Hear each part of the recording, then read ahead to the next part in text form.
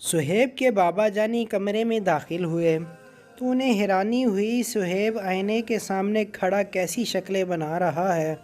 उन्होंने उलझन से सोचा, ज़रा आगे बढ़े तो मालूम हुआ कि जनाब सुहेब साहब तो कुछ गुनगुना भी रहे हैं।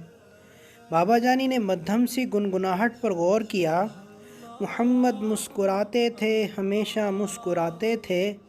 वो इतने खूबसूरत, साफ़ सुथरे, निखरे निखरे, प्यारे प्यारे थे कि जब भी मुस्कुराते थे तो उनकी मोतियों से दांत झिलमिल झिलमिलाते थे। मोहम्मद मुस्कुराते थे, हमेशा मुस्कुराते थे।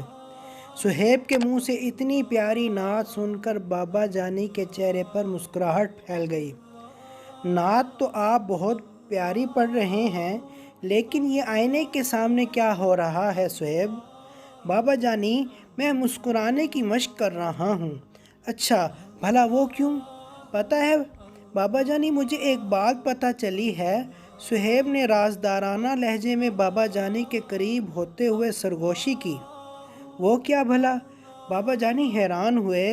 वो अम्मी जान, उस दिन जो खूबसूरत सी डायरी लाइन थी ना, उस पर उन्होंने लिखा है, मेरी रमज़ान डायरी। अच्छा फिर? उसके पहले सफ़े पर उन्होंने लिखा है, रमज़ान रहमत और बरकत का महीना है। जब रमज़ान का महीना आता है तो रहमत के दरवाज़े खोल दिए जाते हैं। अम्मी जान ने आगे लिखा हुआ था, अल्लाह की रहमत को पाने के लिए मुझे हर अच्छे काम में, मसलन इबादत, सदका और खैरात, दूसरों की मदद, सलाम और मुस्कुराहट वगैरह में आगे बढ़ना है। सुहेब बाबा जानी को इतना बताकर खामोश हुआ तो बाबा जानी दिलचस्पी से पूछने लगे, अच्छा आगे क्या लिखा आपकी अम्मी जान ने? बाबा जानी ने देखा। सुहेब ने अफसरदा होते हुए सर झुकाया। आगे लिखा था, बाकी तो सब ठीक है, लेकिन जब जब सुहेब ज़िद करता है या अपनी छोटी बहना से लड़ता है तो मेरे लिए मुस्कुराना मुश्किल हो जाता है। ऐसे ही जब सुहेब के बाबा जानी गुस्से में होते हैं तो भी मेरे लिए मुस्कुराना मुश्किल हो जाता है।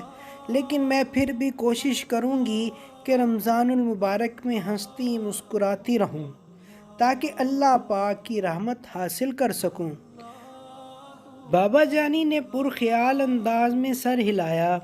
बाबा जानी, मैंने सोचा है कि अम्मी जान की तरह मैं भी रमज़ानुल मुबारक में मुस्कुराता रहूं, ज़िद भी ना करूं और बहना से भी ना लड़ूं, ताकि मैं और अम्मी दोनों मुस्कुराते रहें और अल्लाह पाक हमें देखकर खुश हों।